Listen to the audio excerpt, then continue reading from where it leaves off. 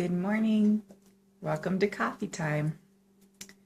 This morning we are going to talk the dirty talk.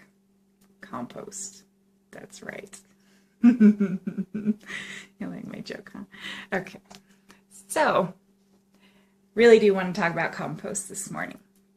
So, how I feel about composting is this the way we can get the benefit and use out of everything we buy or grow. I used to get really upset when I would buy a bunch of fruits and veggies with the best of intentions to really eat everything and have everybody eat healthy that week. And then you'd go into the bin and go, oh my goodness, I forgot about the cucumbers again, or the zucchini. And then they go bad and you're like, there's just money in the trash every single week. So this is the way I have found to make use of those. If your veggies or fruits don't get eaten on time, everybody's loving the apples at the beginning of the week, but by the end of the second week they're all mushy and look like worm food. Then you throw them in the compost, and then you know that you're still going to get to reuse those nutrients by putting them back into the earth and having them grow into new fruits and vegetables, or into a rose bush, whatever you've got going on that works for you. So it helps the earth and it helps us. Win-win. Okay. So why compost, aside from you've got messy veggies in the bottom of your fridge and you need to do something with them? Okay, well, it eliminates trash from the landfill. So it's one less thing that we've got to be digging an extra hole for and filling it full of. Again, this is another way to get the usage out of those plants, so that their life is not a waste. Okay. Supplemental nutrients for your garden. So as the organisms get broken down, all of the nutrients and minerals that were in the old plants will go into the new plants to make new life.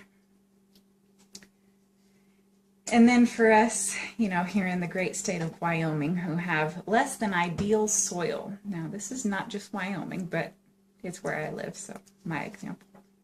It puts some nutrients back in there. So if you have sandy soil, it makes the plant feel like it's a nice loam. If you've got clay that doesn't drain well, again, it makes it more loomy, it makes it drain better, and again, it puts those nutrients back into your plants. How do you compost, you ask? I've got the answer. Okay, so it's easy to start out. You get yourself a little bin. I bought a little trash can, little waste paper basket from the dollar store. And it's nothing fancy, it's nothing special. I did get white because then it matches my kitchen. Lovely. So some people want a bin with a cover. So, okay, those huge Folger cans or coffee cans that come with a lid would work perfectly for you if you didn't want to go buy something. I don't find a huge smell with my compost bin. It doesn't. I don't smell it. I'm particularly susceptible to icky smells. And it doesn't bother me with everything else that we've got going on. So if you need a lid, can it up. But I usually take my compost out to the pile at least once a week. When it's snowing, then sometimes it takes me longer. But I try at least once a week to get it up there. And then you don't have it sitting around here smelling icky. Okay. So you get your bin and you start throwing your table scraps in there. Now, maybe that's the wrong word. So you put your organic materials such as fruits and veggies. I try not to put the seeds in there. So we eat quite a few jalapenos, and I don't necessarily want a bunch of jalapeno plants growing in my composted soil when it starts getting better. So I don't throw the seeds in there, just in case. But potato peelings, banana peels, zucchini, cucumber. If it grows out of the earth, it'll go back to the earth. Now, with the exception of, you don't want to put meat or fats. So if you cooked a bunch of peas and you smothered them in butter, not the best idea, okay. Fish or fish bones, any bones for that matter, and dairy products. There are ways to compost these. You just don't want them in your pile out there by your garden. It attracts rats and possums and raccoons and all of the little critters that want to come in. It also will get you some not as beneficial insects. So then with your compost bin, so that's considered green, the green part of the compost. And then there's the brown part of the compost, so things that turn brown when they die, like grass and leaves, sawdust, newspaper, cardboard. Again, if it's organic and comes from the earth, it can go back to the earth and replenish itself. So you want to get a pile going outside, roughly 3 feet around. Mine is much larger because I removed all of the grass clippings from the area where I am putting in my garden. So I had a lot of brown this year. So you want to do a thin layer of brown, and then you want to layer in some of your green. And you want to continue to layer like this. So if you use sawdust or ashes, you want to spread them really, really thin because you don't want it to clump up in there. If it clumps up in there, it's not going to decompose. It's just going to stay a lump, or it's just going to take forever to break down. So if you want it to go a little bit faster, spread it thin. Let's see. That's the paper, the sawdust, the ashes, cardboard, and these sorts of things. This is not the end-all, be-all of all compost knowledge. There is a wealth of it out there on the internet. If I didn't cover it, or if you still have questions, go out there on the fabulous internet that we have and look into it further. The next thing you need, aside from the green and brown wastes, is sunshine for the heat and moisture. Now, I'm sorry for all of those that can't stand that word, but I'm going to have to use it a couple times. Which word is that? That is moist. Okay, so I said it. I'm sorry. So what happens is that with the air circulation, the moisture, and the heat from the sunshine, it brings in the beneficial bacteria, or at least it helps it to grow. I have somebody that wants to say hi. Yay! Hi, Athena. Okay, we're gonna get back to the compost now. She was just dying to get in there. I had to let her. Okay, so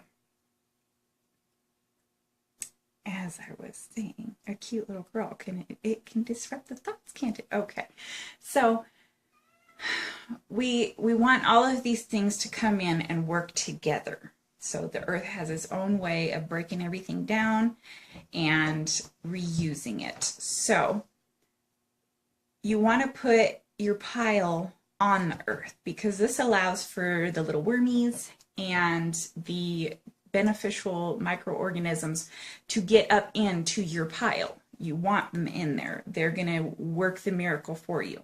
So you want it to be warmed by the sun. There is the possibility also of the containers. So there's composting containers that you can rotate them around instead of having to flip your pile or turn it over physically. You can just crank a little knob, or you can flip the bucket and then you're good to go and don't have to worry about it, because you want everything to get, basically to get the inside benefit of the pile, because you need the pressure of the pile along with the heat that's coming in, and then the moisture is all what goes into breaking these organisms down so that it turns into soil instead of the banana it once was. Okay, so you're going to want to turn your soil every week to 2 weeks. You know, you're out in the garden anyways, you might as well just flip her on over, or get yourself a crank style, and then that'll help you with that part. Make it a little easier on the back. Compost takes care of itself, people. You know, you don't have to do a whole lot. You don't have to go through a whole lot of trouble. You already have the kitchen scraps. Ooh, another good thing I forgot. I'm so sorry. Coffee grounds. For those coffee drinkers out there, yes, here at Coffee Time, we recycle our coffee grounds. Now you can leave the little filter paper in there, or you can take it out. That's just personal choice for you. Sometimes I leave it in, sometimes I take it out. Tea bags. We love tea here at Coffee Time as well. Turn in the corner. We love it. Okay, so tea bags. I remove the string, and I remove the little paper tag that comes on there lots of the time. And then everything else I just chuck in the bin. Okay, so you want to know how long this is going to take. Well, how long, Julie? How long does it take for this stuff to break down? It depends. It depends on what you add. So if you add a bunch of green materials from your kitchen and then you make the pile extra wet, you're going to have a slimy, gooey, icky mess. So you're going to want some brown material in there in order to give the green stuff something to mix with. So it can take a few weeks depending on if the pile's smaller, and the more you turn it and watch it, you know, to keep that moisture in there. It can take a few weeks, or it could take years if you've got this huge lump of grass pile like me that you threw all together and didn't realize that you had to mix it all together and didn't realize it was supposed to be wet. Rain. Rain is an awesome thing. You wouldn't necessarily have to water the compost if you live in a more humid area. I live in a very dry climate, so there is occasion where I'm going to have to go and sprinkle a little water on top of the pile. So heat, moisture, and what you put in it, these are the things that determine the length of time it's going to take you to get a nice compost pile. So I will let you know how that goes, because right now I have a whole lot of grass to work with. So I figured I would lay down a sheet of grass and I will keep dumping in my green, and then I'll put another sheet of grass on top of it, and we'll just see how this process goes. Thank you so much for joining me today. I hope you enjoyed what we talked about. I hope I gave you a lot of good information to think on. Please subscribe, continue this journey with us, because everything has a journey. From the compost to the trees and everything, we're going to have a process, and just keep going with it until everything is done. Okay. Bye.